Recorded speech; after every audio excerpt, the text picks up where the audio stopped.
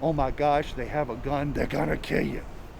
They're trying to intimidate us. Well, it's absolutely just the opposite. The other people are trying to intimidate gun rights people. This is Molly Hennessy-Fisk. I'm a national correspondent with the Los Angeles Times. We're in Richmond, Virginia. Today is a lobbying day in Virginia, so they came for a rally by a gun rights group, the Virginia Citizens Defense League. They have this rally every year, and last year it drew more than 20,000 people, is what the organizers and some of the participants told me. There are some people who came back this year, but the crowd, as you can see, is much smaller. They are arriving in caravans of cars due to the COVID-19 pandemic. We had COVID, we had the governor playing games with giving out the permits, and this rolling thing was the perfect solution to it.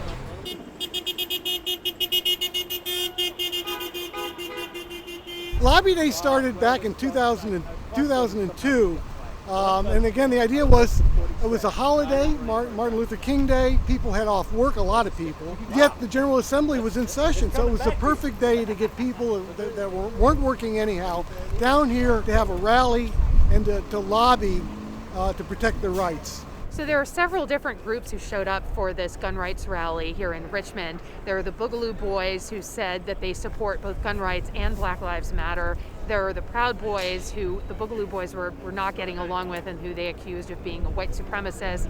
Then there's also a gentleman who has a transgender flag and said he supports the LGBTQ community. There also was a group of Black Panthers who came and marched by, and the Boogaloos shouted out their support for them, and the Black Panthers shouted back in agreement. And so some of the groups do get along, and that was evidence as well. Protest has become all of a sudden a bad word.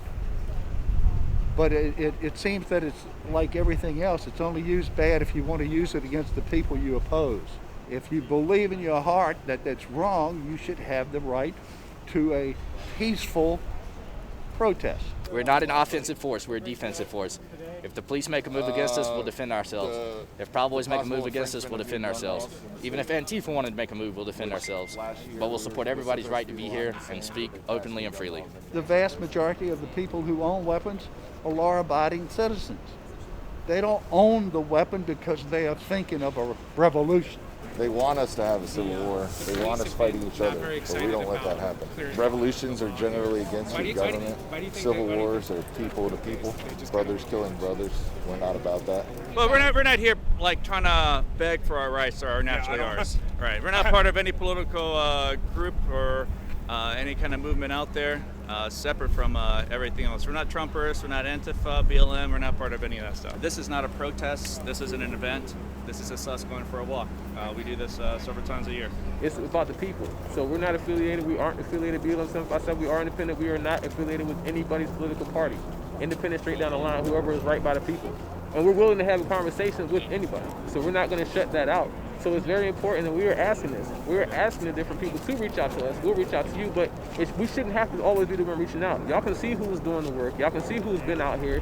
It's clear and obvious. My main message is that the Second Amendment is the most important right, and it protects all rights in the Bill of Rights, and it must be defended. And I'm here exercising my First Amendment right, which is also under attack, so that we can defend our second.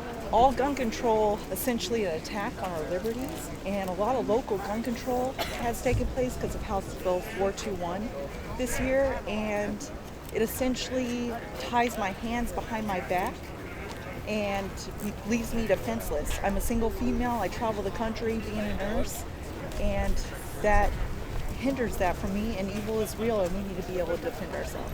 They don't own the weapon because they're going to go down here and rob a convenience store. They don't own the weapon for all of those bad things that certain media, certain political groups put out there to, again, scare and intimidate the average citizen. Permit holders, they know the permit holders don't commit crimes because the state police keep track of that. They're trackable because they have permits. They don't commit crimes, so why would you bar somebody that's got an excellent track record from being able to protect themselves? because they don't like gun owners, they don't like guns, and they're in office. They should be protecting my rights, not stripping me of them. That's why this is important. We need to have dialogue, right? Absolutely, I'm all about dialogue. I'm all about dialogue. We don't have to agree. I'm all about dialogue. Common ground. Yeah, absolutely. And there's always a common ground. There's You always just gotta find some it, kind of common ground. you know. What is it? He said it's a transgender flag. Of Oh, course. all right. Fine. Transgender's all right. Yeah, we don't got Are no you problem. sure that's not a minor attracted person's flag? Are I'm you positive? All right. All right. No, transgender. All right. Sure, No problem, sure looks yeah. like one to me. No. I hate pedophiles just as much as anyone else. It's got the white line through it. Right now, that's the trans flag. Yeah, I know for a fact it's trans flag. Follow Yeah. your own advice.